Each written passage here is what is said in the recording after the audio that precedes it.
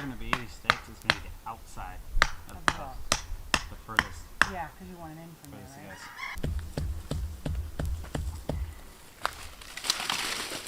Alright guys, this morning we are out here getting started on our woodshed build. We're going to be building a woodshed on this cool little section of our property right next to the garden. We've kind of gone back and forth on designs on this thing, and we pretty much think we got it nailed down. The roof itself is going to be 24 feet long this way, and then it's going to be 12 feet wide, and it's going to have 3 sections. 2 sections are going to be completely full of firewood, and then the last section is going to be partially firewood and partially a place to just split wood and split kindling and things like that. So far what we've done is we have kind of just leveled off this area a little bit. We've cleared down some of the brush and some of the dead trees, so we pretty much have a blank slate now. We do have a bit of a slope that goes downhill, but we've got a big pile of gravel right here that we're going to be using to fill that in. This front section right here is going to have 4 beams. We're going to be using beetle kill spruce logs for that, and then the back section is also going to have 4 beams. So far we have our holes marked out. We got 4 beams going in here, 8 feet apart. We're going to get those holes dug, and then we are going to be peeling the logs that we're going to be using for the beams. We're really excited for this woodshed. Just literally a shelter for wood, but so that's why we're kind of trying to keep it a little low cost and use the resources we have around us. But we are anticipating to be able to store 8 cords of wood. Hopefully that's the goal. We'd like to have 2 years worth. We really only go through 3 to 4 in an entire year of burning, so it'd just be nice to be able to rotate that and have 1 year and then have next year's while we, stockpile for the next year after that. And what we've been using in the past 2 winters we've been here, is we just basically stack our wood outside on pallets and then we throw a couple huge tarps over that. And it works, but it's just a real pain, especially when it starts to get really cold and you get ice freezing on top of the tarp. We're also going to have a little area to split some kindling in here, so that's kind of another nice little function of it in the winter. We've got a lot of work to do, so we are going to get started. So I'm starting on this first hole here, and what I'm going to be doing is taking this dirt, put it in the wheelbarrow, and we're going to dump it on the other side where the land's a little bit lower. And we're going to be backfilling this with gravel once we get the post in. And we've kind of learned living here that concrete is not necessary. In fact, concrete actually makes things worse. We seem to get a lot of frost heaving, which is when the ground actually pushes up the concrete and the post, and we get a lot more frost heaving when we're using concrete. So if we're not doing any concrete, we'll just put a little gravel in the hole.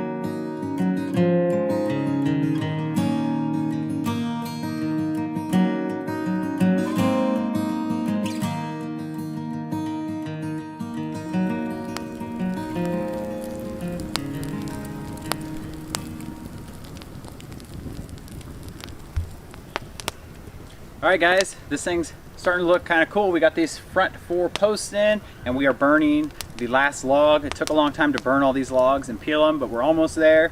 Next step I think we're going to do is we're going to get these front 4 posts kind of packed in with gravel and get the tops level and maybe even get the tops cut so we can get an accurate measurement for the back posts that are going to go in there.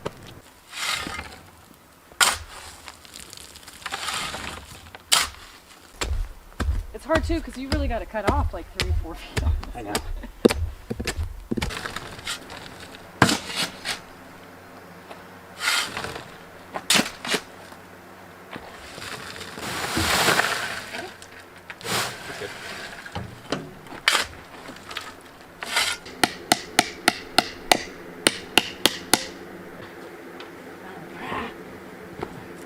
Do you remember where you put it at first? Wow, so cool, huh? It's like really, really below. Welcome to the kind. Welcome to the kind.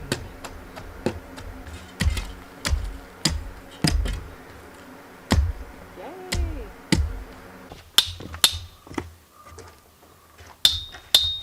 Well, let's measure our posts. What's the center of our post or center of our post?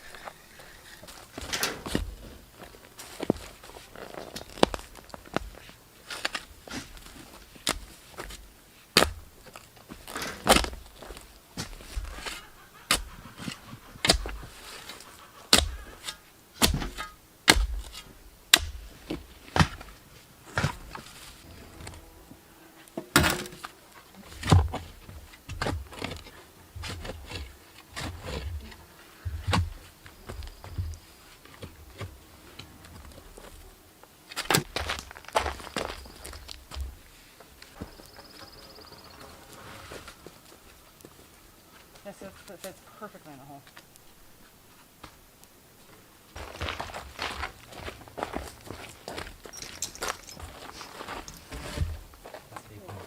Well, I'm right in there, huh? Cool. And we can position that when we're ready. I think it needs to go towards the back of the hole. Like there. So I'd have to switch my muscles there.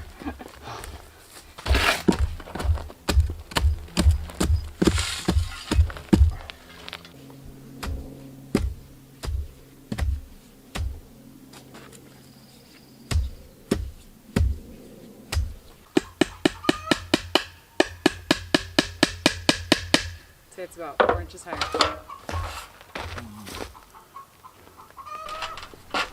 So what I'm doing here is I'm attaching a piece of string to these 2 end posts, and what that is going to do is it's going to allow us to take the center ones and get them so they're just touching this string before we bury them. That way when we cut the tops off these things and we lay a beam across the top, it should all lay exactly even on top of the beams.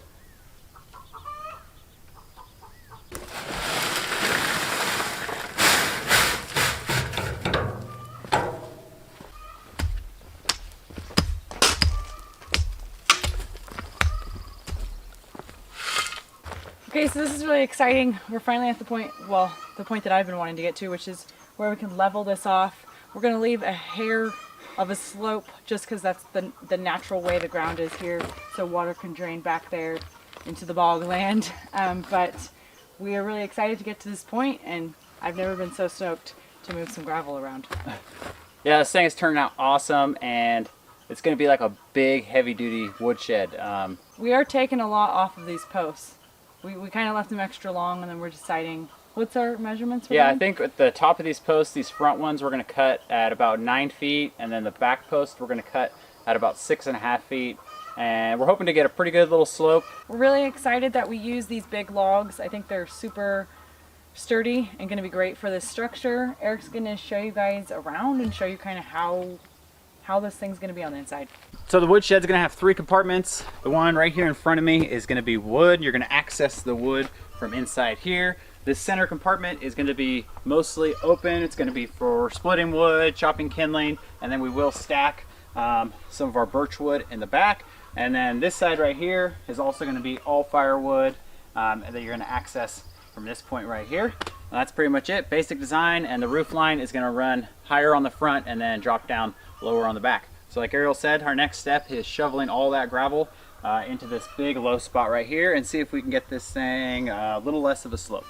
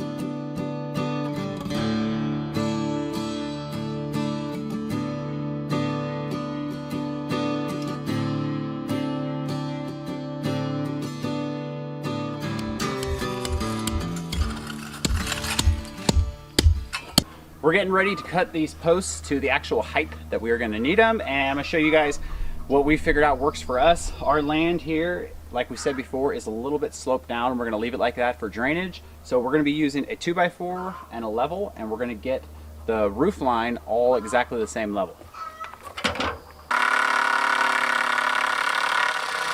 Down this end.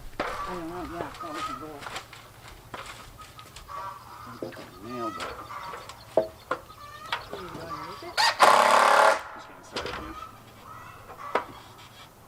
Well, leave it alone, honey. Okay, go up on your side. Go up a little. Yeah.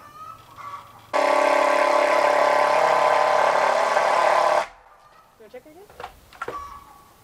Yeah, you want to stand back and make sure it looks.